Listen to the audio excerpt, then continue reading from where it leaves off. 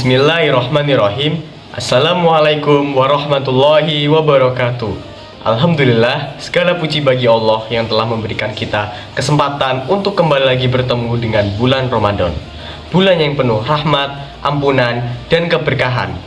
Salat serta salam kita haturkan kepada junjungan kita Nabi Muhammad SAW beserta keluarganya, sahabat, dan seluruh umat yang senantiasa mengikuti petunjuk beliau hingga akhir zaman. Hadirin yang dirahmati Allah, pada kesempatan kali ini saya ingin membahas tentang pentingnya tadarus Al-Quran di bulan Ramadan. Al-Quran adalah pedoman hidup yang diturunkan di bulan Ramadan. Sebagaimana yang kita ketahui, bulan Ramadan adalah bulan yang memiliki keistimewaan karena pada bulan inilah Al-Quran diturunkan.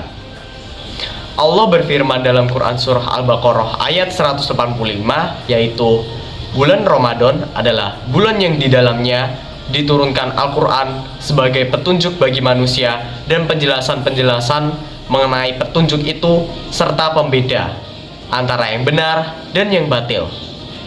Dari ayat ini kita bisa memahami bahwa Al-Quran bukan sekedar bacaan, tetapi juga pedoman hidup.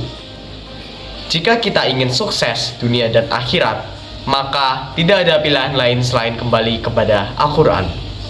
Keutamaan tadarus Al-Quran di bulan Ramadan adalah, dan mengapa kita dianjurkan untuk memperbanyak membaca Al-Quran di bulan Ramadan.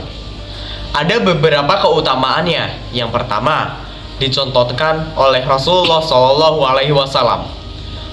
Dalam hadis yang direwayatkan oleh Imam Bukhari disebutkan bahwa setiap bulan Ramadan malaikat Jibril datang kepada Rasulullah SAW untuk mengulang dan memperdengarkan bacaan Al-Quran. Bahkan pada tahun terakhir sebelum beliau wafat, tadarus dilakukan sebanyak 2 kali. Dari sini kita belajar bahwa tadarus bukan hanya membaca, tetapi juga mendengarkan, mengoreksi, dan memahami isi Al-Quran.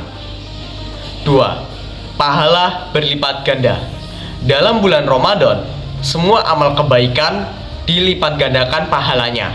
Rasulullah SAW bersabda, barang siapa yang membaca 1 huruf dari Al-Quran, maka baginya 1 kebaikan, dan 1 kebaikan itu dilipat gandakan menjadi 10 kali lipat. Hadis riwayat Tirmizi. Bayangkan, jika kita membaca 1 halaman Al-Quran yang berisi ratusan huruf, jika 1 huruf bernilai 10 pahala, maka berapa banyak pahala yang bisa kita lipat gandakan dan kumpulkan dalam 1 bulan. Yang ketiga, mendapatkan syafaat di hari kiamat. Rasulullah SAW bersabda bahwa bacalah Al-Quran karena ia akan datang pada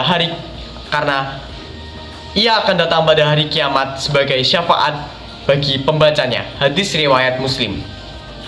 Di hari kiamat, di saat manusia kebingungan mencari pertolongan, Al-Quranlah yang akan datang sebagai pemberi syafaat bagi mereka yang membacanya dengan ikhlas dan istiqomah. Yang keempat, menenangkan hati dan pikiran.